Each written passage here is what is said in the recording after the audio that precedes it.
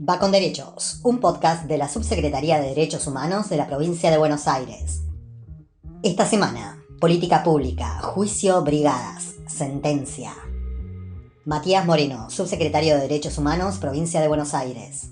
Bueno, acabamos de asistir a la lectura del veredicto por el juicio de las brigadas y la verdad que son condenas muy importantes y no hacen más que reafirmar el camino elegido por nuestro país hace ya más de 20 años, que tiene que ver con memoria, verdad y justicia y con que nunca más vuelvan a suceder los hechos que aquí fueron juzgados.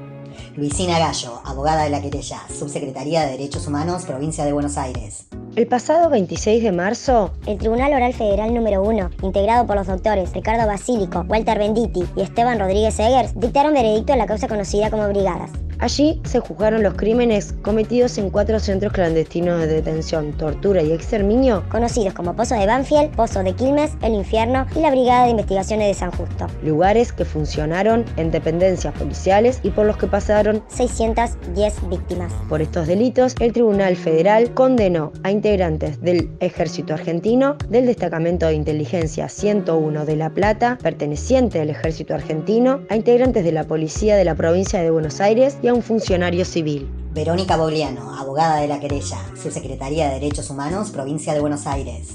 Bueno, es fundamental, en este marco estamos viviendo, ¿no?, del negacionismo permanente desde los poderes políticos, que tener una sentencia en un juicio de lesa humanidad da cuenta del trabajo de todos los organismos de derechos humanos, de las víctimas y de todas las querellas que formamos parte. La Subsecretaría de Derechos Humanos también forma parte de esta querella. Es un trabajo minucioso y que llevó muchísimo tiempo. Los juicios de lesa humanidad tienen como objetivo principal perseguir y sancionar a los perpetradores de aquellos crímenes más terribles cometidos contra la humanidad, como genocidios, crímenes de guerra, torturas sistemáticas, desapariciones forzadas y otros actos inhumanos. No se encuentran sujetos a prescripción y pueden ser enjuiciados en cualquier momento y lugar. En primer lugar, evitar que estos crímenes queden impunes. Por otro lado, la importancia de los juicios de lesa humanidad radica en la búsqueda de la verdad y la memoria histórica. Los juicios permiten esclarecer lo ocurrido, reconstruir la verdad de los hechos y preservar la memoria histórica. Con los juicios también se busca la reparación a las víctimas, directas e indirectas de tales crímenes, y opera también como una garantía de no repetición. Sobre derechos humanos, el Estado argentino asumió formalmente la responsabilidad ante la comunidad internacional de investigar, juzgar y sancionar las graves violaciones a los derechos humanos cometidas en nuestro país. A partir del juicio a las juntas, se dio comienzo a un camino de juzgamiento de estas clases de crímenes que se detuvo con la sanción de las leyes de impunidad y se retomó en el año 2003, cuando desde el Estado se asumió como política pública los pilares de memoria, verdad y justicia. Marta Ungaro, testigo. Hermana de Horacio Ungaro, desaparecido en la noche de los lápices.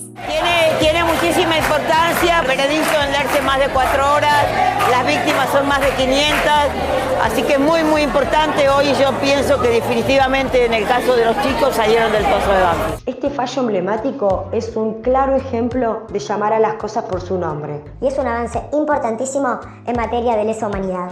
Luego de casi 4 años de debate oral y público, el tribunal dictó un fallo histórico por varios aspectos, que declara que los hechos juzgados constituyen crímenes de lesa humanidad en contexto de genocidio. Se condenó a los imputados por el delito de desaparición forzada de personas. Y esto resulta sumamente relevante en términos no solamente jurídicos, sino también coyunturales y simbólicos. El Poder Judicial es uno de los 3 poderes del Estado y es el que se encuentra habilitado a través de los actos jurisdiccionales, como lo son las sentencias, a determinar la verdad material de los hechos. Se construyen sentidos, que representa la forma por excelencia de la palabra autorizada, la palabra pública.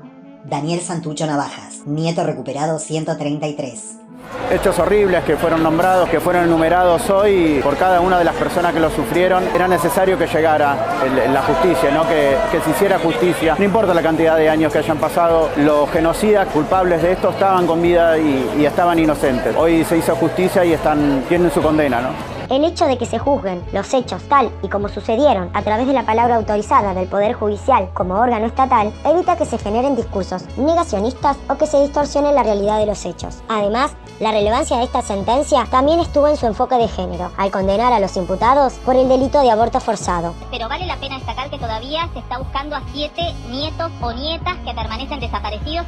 El tribunal también condenó a los imputados por las violencias sexuales sufridas por las víctimas. La condena por estos delitos delitos en los juicios de lesa humanidad fue una conquista que se logró a partir de la visibilización de tales conductas como una práctica represiva autónoma que formaba parte del plan sistemático de exterminio tendiente a la deshumanización de las personas, principalmente mujeres, pero también sufridas por varones, niñeces y diversidades. Cabe recordar que en el juicio a las juntas, las denuncias por las violencias sexuales sufridas habían sido denunciadas por las víctimas. Tales violencias fueron consideradas como parte integrante de los delitos de tormento. Otra cuestión relevante de este veredicto es que por primera vez se reconocieron oficialmente los crímenes perpetrados contra la comunidad LGTBI como parte integrante del plan sistemático de exterminio implementado durante el régimen. Este reconocimiento responde a una larga demanda histórica de la comunidad para ser reconocida como víctima de esta represión.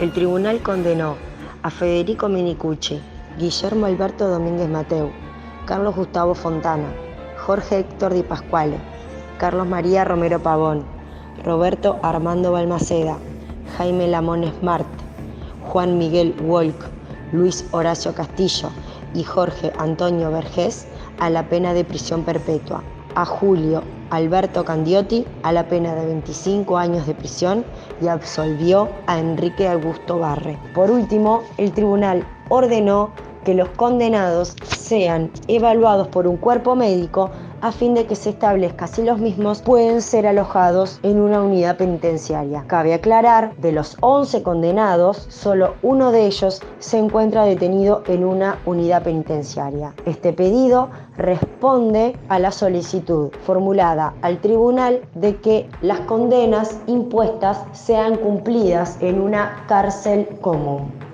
Finalmente, el tribunal hizo lugar al pedido de suspensión del goce de jubilaciones, pensiones o retiros que se encontraban percibiendo los imputados en función del cargo público que ostentaron al momento de los hechos y respecto de los cuales hicieron uso para poder perpetrar los ilícitos cometidos. Verónica Bogliano, La Mecha, Radio Provincia. Nada, sí, es una victoria y estamos muy contentos por muchos puntos. Por eso, no solamente porque se reconoció el tipo de la condena que tienen, que nos parece que es importante, sino también porque se reconoció en el fallo que fue en el marco del genocidio. También, viste, es otra de las cuestiones negacionistas que plantean por lo menos el presidente y la vicepresidenta también. El último punto, que dijo que hay que hacerle estudios médicos a los imputados para que cumplan su detención en una unidad penitenciaria, que es lo que venimos exigiendo los organismos. En realidad, todos los imputados que son condenados deberían cumplir en las cárceles las condenas. Este juicio solamente uno estaba alojado en la unidad 34 y todos los demás con prisión domiciliaria. De hecho, ayer en una de las últimas palabras, también uno de los imputados lo volvió a repetir. Dice que no tiene por qué ser juzgado por estos juicios. No, es esto que se creen con una impunidad que va más allá de lo que les está pasando, ¿no? Y siguen reivindicando esas situaciones. Pero de hecho, la justicia militar, cuando lo juzgó al juicio de la Junta, que los absolvió absolutamente a todos, tuvimos lo que fue el juicio que se conoció el año pasado con la película de 1985. Por eso lo tuvo que juzgar una corte civil, la Cámara de Apelaciones, que es donde se apelaban las sentencias de la corte militar.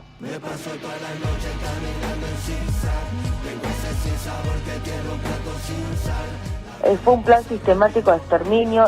La cantidad de víctimas era abrumadora, era como cada vez que mencionaba por qué delitos se estaba condenando a cada uno de los imputados. No sé cuáles son los criterios por los cuales los otros jueces no mencionaron el genocidio, pero lo vamos a ver en los fundamentos que están recién el 5 de julio y en base a lo que digan es lo que vamos a poder recurrir. Ahora solamente tenemos el veredicto, ¿no? Que es a partir de ahora que sí, por ejemplo, vamos a poder pedir que se les hagan unos análisis exhaustivos a los imputados y que se verifiquen las condiciones de las cárceles para que puedan ser alojados en unidades penitenciarias. Va con Derechos, una producción de la Subsecretaría de Derechos Humanos de la Provincia de Buenos Aires. 2024. Democracia para siempre. La vida pasa rápido.